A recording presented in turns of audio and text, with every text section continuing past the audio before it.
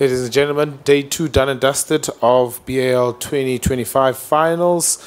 And at the top table, we have US Monastir, represented by head coach Vasco Curado and Firas Lahiani. Can I please have questions, please? KB. KB Mudishani from Tax FM. My coach goes to Coach Vasco. Coach, your team was down 36-32 at halftime. Shots weren't falling in. It looked as if it was over for you guys. Second half, you completely turned things around. You absolutely dominate the game and you end up winning by 8 points. What is it that you said to your team at halftime for them to make such a great turnaround in the second half?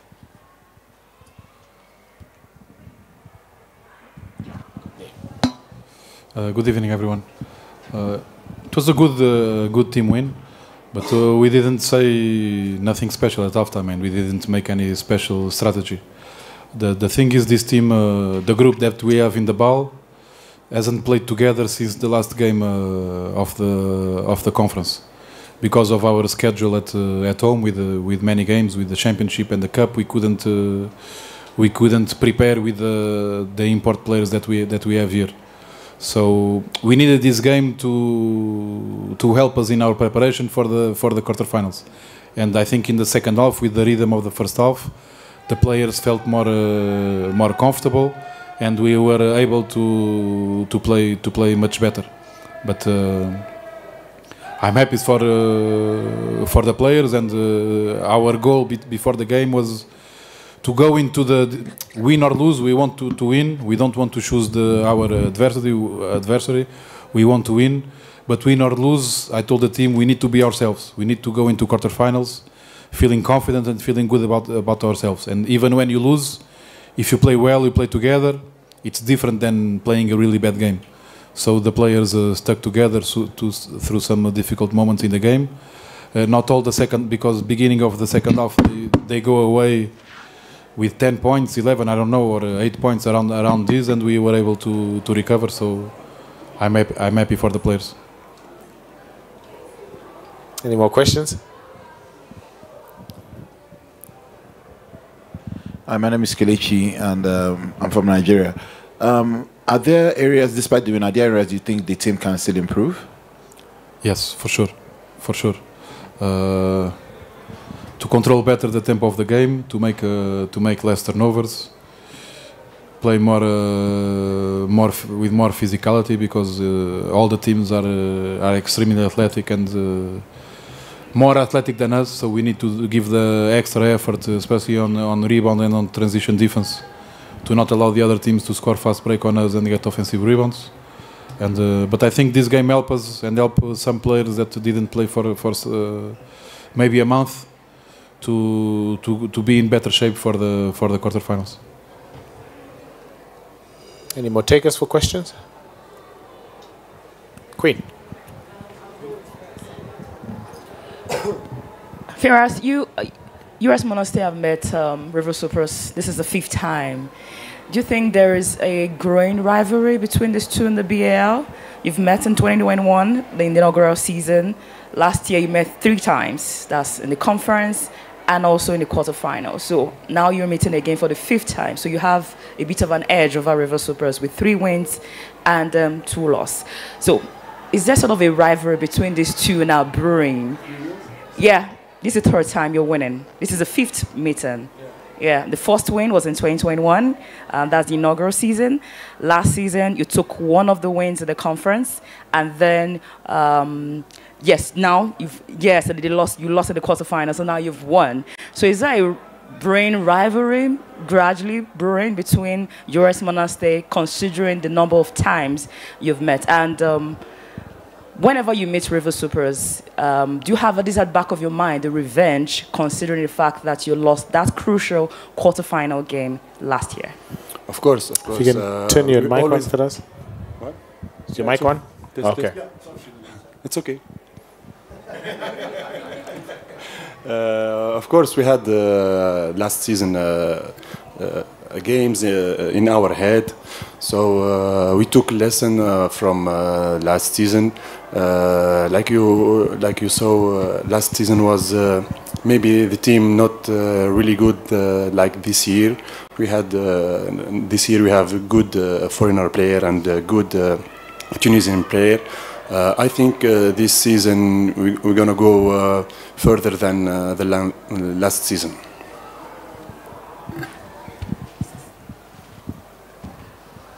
I speak, hello.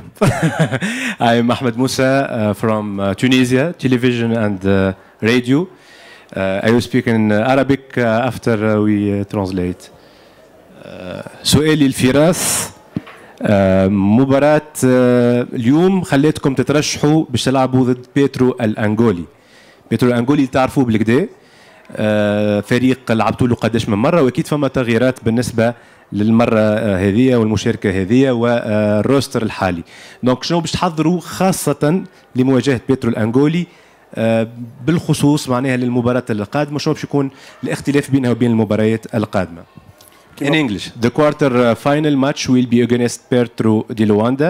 How will you prepare for this match, especially since you know this team very well? كما قلت أحمد ديجا بيترو لعبنا لها دو فوا في الكونفيرونس بتاع السنغال. صحيح هما ما بدلوا شوية في الروستر نتاعهم مي احنا نتخيل أكثر باش نركزوا على رواحنا سورتو معناتها كوتي ديفونسيف نخدموا أكثر على الكوتي هذايا وفي رمزير في الماتش إن شاء الله نحاولوا ندبتيو رواحنا في الجيم وإن شاء الله نربحوا إن شاء الله. Thank you very much, guys. That concludes this part of the press conference. We'll be back with Rivers Hoopers in a little bit. Thank you, Coach. Thank you, Firas.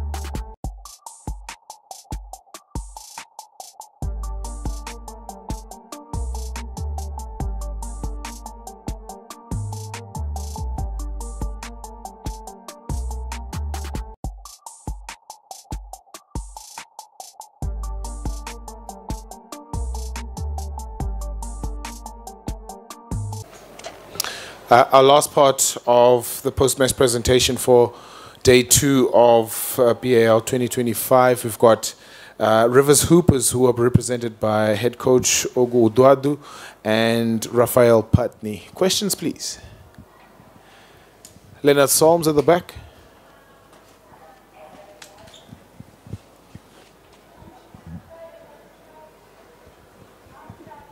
Leonard Solms, ESPN Africa.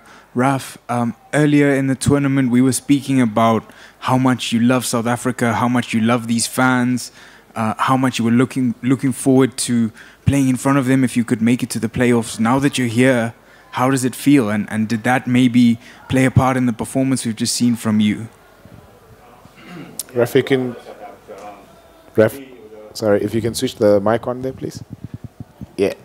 For me, I do love South Africa. Being here the last couple of years playing in Cape Town Tigers, unfortunately I didn't get a chance to play in the ball itself, but now that I'm here with River Hoopers, they gave me opportunity, so we're here in the playoffs. The atmosphere was great for me.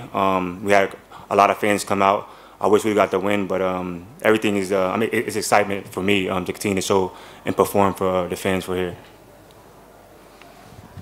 KB?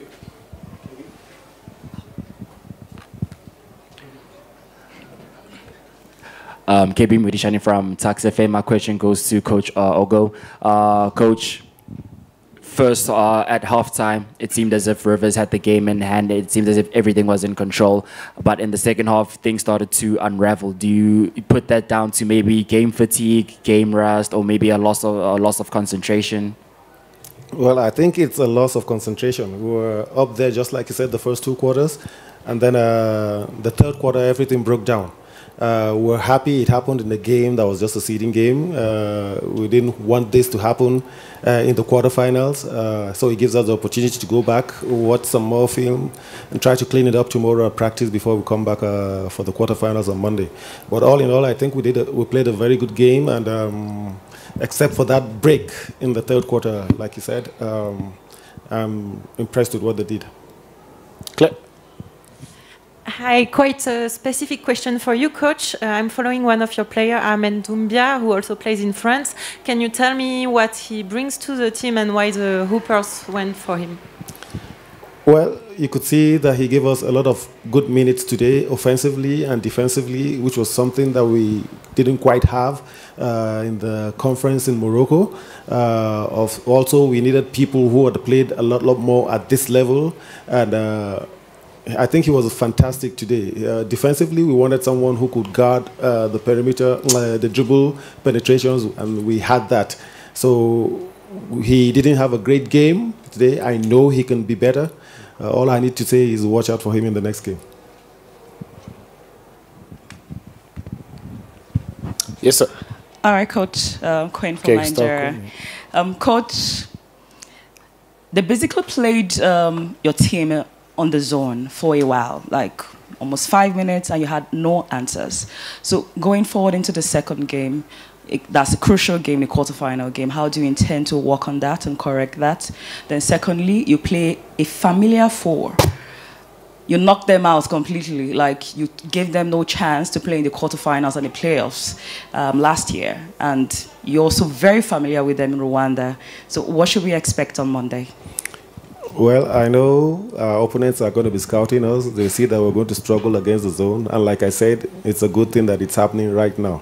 I'm not going to reveal any secrets, but I hope they come and play the zone against us too on Monday. APR, yeah, with their familiar foes, like you said, we knocked them out last year, but it's not the same team. You could tell that they made a lot of recruitments, and they're basically a very, very formidable foe right now. We are not going to take anything for granted. We found ourselves in this same position last year, and it didn't affect us. We went on to play well and win the next game. We hope history repeats itself, and we find ourselves in a better position after the game on Monday. We'll take last three. We'll go at the back, and then Cindy, and then Kelishi, and then Isha. Good evening, Coach. A question for you. You saw David Ike evolve as a player since he played for the BAL during the past 3 years, and he's playing big time. He has good minutes and he plays really well. How can you describe, because you saw him evolve, how can you describe his performance through the years, and how will you use him towards the upcoming games? David is a really, really great kid. Just like you said, we didn't quite know who he was when he came the first year. And I think he was one of the only players from the academy who got as much minutes in the first year that he did. We practically begged and prayed that he would be given to us again this year. And of course, he was, and you saw what happened in Morocco. He has been making tremendous progress. I think the world should watch out for him. He definitely will get minutes. He's not somebody who's going to sit on the bench on our team. He brings a lot to the team offensively. You saw the three-pointer that he knocked down today. Unreal. So we like what we're seeing, coupled with the fact that he's Nigerian, so we're going to give him all the encouragement that he needs to go places. Cindy? Cindy Somabunda from Forbes. Coach, on Media Day, you emphasized that you brought in reinforcements to lighten the load on some of your starters. Based on the performance tonight, do you think that materialized, and what can we still expect? Yeah, I think they did a good job. This was basically a test run for us.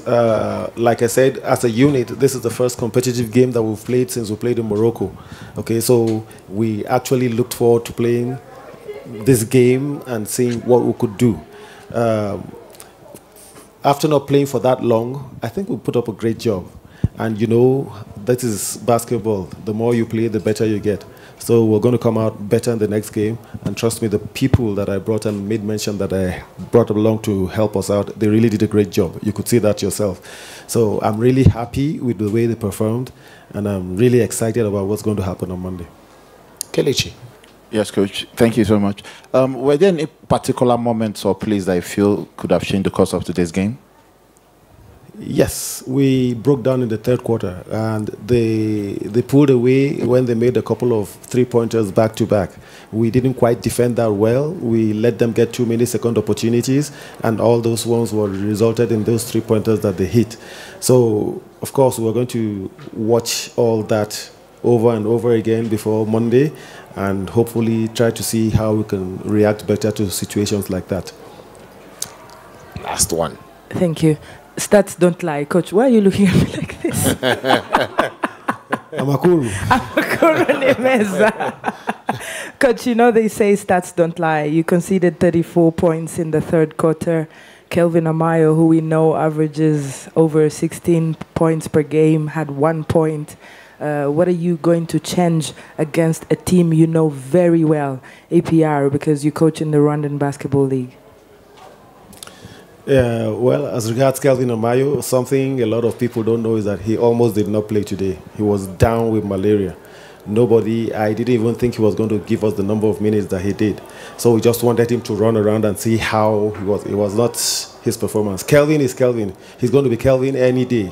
So we all know that if Kelvin had stepped up and scored his usual 12, 15 points, yeah, it would have been a different case. The final result would have been different. So we all know the situation we find ourselves, and trust me, we're going to do all the work that is needed to make sure we progress further. Thank you very much, everybody. Thank you very much, Coach. Thank you very much, Ref. And we'll see you tomorrow.